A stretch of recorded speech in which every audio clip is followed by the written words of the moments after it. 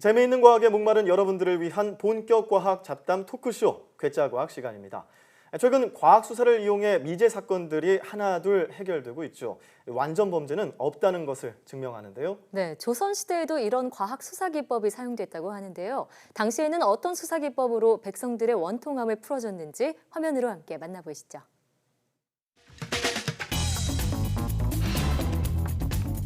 과학 이야기 더 이상 어렵게 할 필요 없습니다. 괴짜 과학에서 쉽고 재밌게 풀어드립니다. 오늘도 괴짜 과학 커뮤니케이터 과학과 사람들 원종호 대표와 함께하겠습니다. 대표님 안녕하세요. 안녕하세요. 네, 대표님 너무 덥잖아요. 사실 저는 아직 여름 휴가를 못 갔는데 이렇게 더운 날 좀 시원한데 어디라도 좀 떠나고 싶습니다. 잘 됐네요. 잘 됐다고요? 안 그래도 제가 어딜 좀 모시고 가려고 했거든요. 아, 저를요? 네. 대표님이 어떤 투어 가이드가 되어주시는 건가요? 그런 셈이고요. 어디로 가나요, 저희? 지금 바로 가셔야 돼요. 네? 갑자기요? 그냥 저만 믿고 따라오시면 됩니다. 아니, 어딜 가시나요? 자, 저를 잘 보시고요. 네? 네? 네, 그럼 떠나보겠습니다. 하나, 둘, 셋. 오! 여기 어디예요? 이건 뭐죠? 지금 여기는 네. 1784년의 황해도 평산이에요. 조선시대라고요? 시간 여행으로 온 거고요. 아, 저 여름 휴가인데 이런 데 들어오시면 어떡해요. 뭐 할 수 없죠. 어떡하겠어요. 아니 무슨 사건이라고요? 조선시대 사건 현장에 우리가 온 거고요. 네.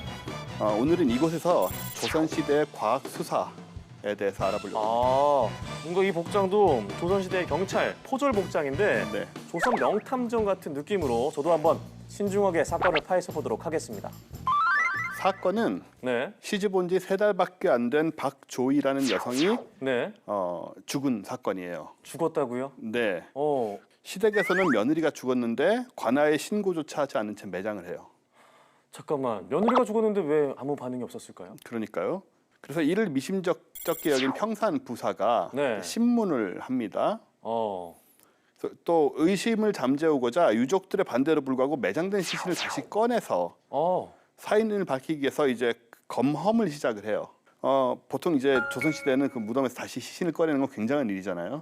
근데 그걸 했고 그렇게 해보니까 검험을 해보니까 네. 이 박조이의 목에 칼에 잘린 상처 3개가 보여요. 칼에 찔린 상처요? 네. 이거 의심 가는 게 한두 가지가 아닌데. 그런데 누구에게 반응한 네. 흔적도 없고 또 2번을 검험을 했는데 타살 정황이 별로 안 나와서 자살로 종결이 됩니다. 2번이나 검사했는데 좀 신중하게 했을 것 같은데 네네. 결론이 안 난 거군요. 자, 그럼 어떻게 보면 지금처럼 과학 수사가 이루어졌다고 볼 수 있을 것 같은데요. 그렇죠. 자, 현재는 어떤 다양한 자료라던가 과학적인 원리를 통해서 수사가 이루어지는데 그때 당시에는 어떻게 사망 원인을 파악했을까요? 당시에 수사관들이 보던 책이 있어요. 어떤 책이죠? 이 시체를 검험할 때 필수적으로 참고했던 책이 네. 무원록이라는 책인데 무원록이요? 네, 오. 수사 지침서죠. 네. 무원이라는 말은 없을 무에 원통할 원자로 원통함을 없앤다 그런 네. 의미인가요? 그런 의미입니다. 네. 무원록은 중국 원나라의 왕녀가 쓴 법의학서고요. 네. 시신 검시 이론을 담고 있죠. 역시 그냥 수사가 이루어졌던 건 아니었군요. 네. 그렇다면 검험 결과 자살인 것으로 결론이 난 걸로 알고 있는데 그럼 이렇게 끝난 건가요? 그랬다면 이 얘기를 제가 안 했겠죠. 그죠. 뭔가 반전이 있을 것 같아요. 그렇습니다. 누이의 죽음을 수상하게 여긴 박조이의 오빠가 임금에게 상소를 올려요. 임금에게 직접 전달을 했군요. 네. 어떻게 그랬더니 됐나요? 임금이 네. 암행어사를 파견을 해서 재조사를 진행을 합니다. 음. 박조이 목에 남은 3개의 상처, 네. 이게 이제 직접적인 사망 원인이고요. 네. 기도하고 식도를 관통을 한 것입니다. 자살 사건인데 3번이나 찔렀다는 게 뭔가 좀 이해가 안 돼요. 이제 그런 게 문제가 되는데요. 네. 이 3개의 칼자국이 결국 진실을 밝힌 열쇠가 돼요. 일단 첫 번째는 지금 말씀하신 그건데 네. 자기 스스로 하나는 할 수 있지만 목을 그러니까요. 네. 이런 데도 아니고 네. 다친 뒤에 또 배지는 못한다는 거죠. 네. 이게 못할 것 무원록에 같아요. 심지어 써져 있습니다. 그게 기록이 있었나요? 네네네. 네. 게다가 소위 가녀린 아녀자의 몸으로 네. 목을 찌른 후에 통증을 감수한 채 2번이나 더 찌르는 것은 매우 어려운 그렇죠. 일이다라고 본 거고요. 2번째는 상처에 난 칼의 방향이 네. 피해자가 누워 있을 때 타인에 의해 찔린 방향으로 보인다는 거예요. 네, 방향이 다르군요. 그렇죠. 그래서 박조이가 잠든 사이에 네. 반항할 기회도 없이 칼에 찔려서 타살당한 것으로 최종 결론이 나게 되고요. 이제 참 무언록이 없었다면 그냥 자살 사건으로 결론이 날 수 있었는데 다행히 어떤 원통함을 풀게 된 것 같습니다. 그렇죠. 이런 원칙이 서 있었던 거죠 이미. 네. 박조이 살인 사건에서도 살펴봤듯이 이 무언록에는 다양한 살인 사건들이 기술이 되어 있는 것 같은데요. 또 다른 내용도 있을까요? 검험을 할 때 사용했던 대표적인 방법들 좀 말씀드릴게요. 아, 네. 이런 거야말로 정말 그 조선 시대의 과학 수사라고 말할 수 있는 들어보시면 실감하실 거예요. 네. 한번 들어보겠습니다.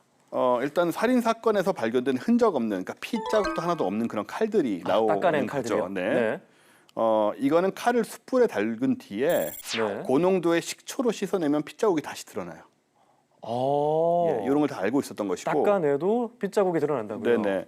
이거는 혈액의 단백질 성분이 산에 노출되면 응고하는 그 특성을 이용한 거거든요. 네.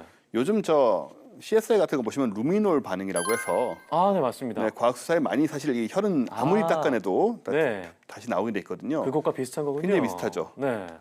그 다음에 또 독을 확인하는 방법은 살아있는 닭과 백반을 활용한 반개법이라는 건데, 닭을 활용한다고요? 네, 살아있는 닭을 네. 백반 한 뭉치를 시체 목구멍에 넣었다가 한두 시간 후에 꺼내서 닭한테 먹이는 거예요. 으아. 닭이 죽으면 독살인 거죠. 너무 잔인한 거 아닌가요? 그렇죠. 그렇게 사실 뭐 그때는 어떻게 생각했는지 모르지만 네. 결국은 또 닭이 뭐 다 안 죽고 이렇게 어중간하게 살아있는 경우도 있고 고통스러워하면서 그다음에 백성들이 이렇게 죽은 닭을 먹다가 또 죽는 사례까지 생겼었어요. 아이고, 그럴 수도 있겠네요. 예, 그래서 결국은 폐지가 됐었습니다. 그렇군요. 자, 앞서 말씀하셨던 대로 예전의 수사기법과 현재 과학 수사기법이 좀 비슷한 면이 있는 것 같은데 네. 계속해서 좀 발전해 왔다고 볼 수 있겠네요. 그렇죠. 그때도 무원록에서 멈춰있던 게 아니고 네. 무원록은 중국에서 온 거잖아요. 네. 그래서 세종 때 신주 무원록으로 재편찬을 하게 되고요. 그리고 이후에 영종조대 거치고 하면서 이제 그 사회상이 좀 혼란스럽다 보니까 네. 다양한 범죄 수법들을 새로 반영하게 됩니다. 그래서 이렇게 업데이트가 된 거죠. 네. 이때 중수무원록 대전이라고 또 나오고, 그 다음에 중수무원록 언해, 이건 이제 업문으로 이제 네. 옮겨 쓴 거죠. 그런 것들이 발간이 됐었고, 사인을 분석하는 방법이나 뭐 태도가 조선 전기에 비해서 중후기로 가면 훨씬 세밀해져요. 예를 들면 뭐 죽은 이 사람이라도 살찐 사람과 마른 사람을 구별해야 되고, 네. 그다음에 남북의 기후 편차, 뭐 북한 남한 지금도 기후가 다르잖아요. 좀 복잡한 것들이요. 그렇죠. 그런 걸 고려해서 이제 시신을 또 확인을 해야 된다. 사망 시간 추정에 이런 소위 그 변수들을 다 고려해야 된다는 그런 것들이 등장을 합니다. 그렇군요. 네, 이렇게 시간이 흐를수록 점점 과학기술이 발달하면서 조사도 수사도 발전했다고 볼 수 있겠습니다. 네. 자, 이렇게 백성들의 억울함을 풀기 위해서 조금 더 신중하고 정확한 수사기법을 만들었던 우리 조상들의 어떤 모습을 발견할 수 있어서 재밌는 시간이었습니다. 네, 지금까지 과학과 사람들 원종호 대표와 함께했고요. 저희 괴짜과학 다음 주도 재밌는 주제로 돌아오겠습니다. 고맙습니다.